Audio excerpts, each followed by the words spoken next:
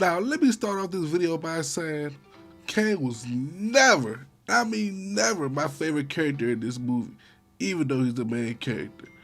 Old dog all the way, you know what I'm saying? And it's kind of obvious. And with that being said, we're going to go to our first part of the analysis of Caine. Caine had no guidance. Caine had most issues that people from a low-income neighborhood would see themselves or their peers facing. First, his father was a criminal and ended up doing life in jail, then his mother was a junkie.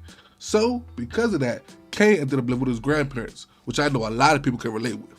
Now, with that being said, you know the route I'm about to go. Caine had no dad. And when you don't have a dad, it makes you easily influenced by your peers or older people. Shit, in the first scene of this movie, this nigga Caine was an accomplice to a double homicide just because of who he was with. I feel sorry for your mother. What you say about my mama? You feel Sorry for who? I don't want any trouble. Just get out. All in all, I feel like most of Caine's problems stem from his inability to be his own man. Shit, he didn't even want his own woman. He wanted his OG, who was doing life in prison, baby mother. Like, come on, bruh. Caine was more of a baby boy than Jody. Now that leads us to part 2. Now I'ma just say it. Caine had a failure to take responsibility. This nigga Caine go nothing to shawty and they try to drag on her. He was walking the walk, talking the talk, but it was time to be a man and man up. He didn't. Look, I ain't got time for this, alright? Peace. Then when Atlanta saw he knocked up cousin, came to confront him about it, he beat his ass. Now I understand, but that's kind of crazy. You know what I'm saying? He was just trying to make sure his cousin was straight. You out here nutting her and not claiming it. Like, come on, bro. We supposed to fight over a bitch? I think you need to watch who you calling a bitch, partner. What you call it? Yeah, and I think you better watch who the fuck you.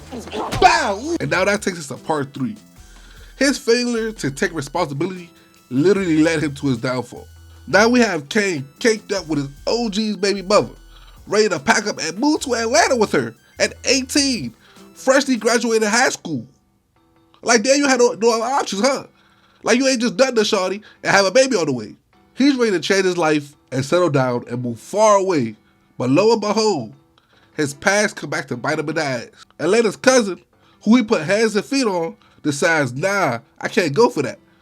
He decides to spit on Caine, not because he got shawty pregnant, but because when he confronted him, he beat the brace off him, which he could not let stand. So you see that everything that happens to Caine in this movie is because Caine is an immature jackass.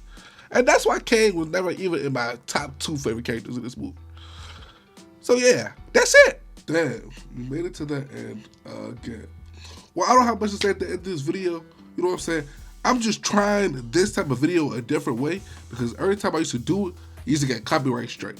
So if you don't like it, you know what I'm saying? If it doesn't do well, oh well. I just want to be, I be trying to appease you. I be trying to mess with y'all. So with that being said, the code for today is fear.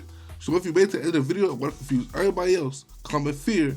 Don't forget to follow me on Instagram and subscribe to my YouTube, or dog.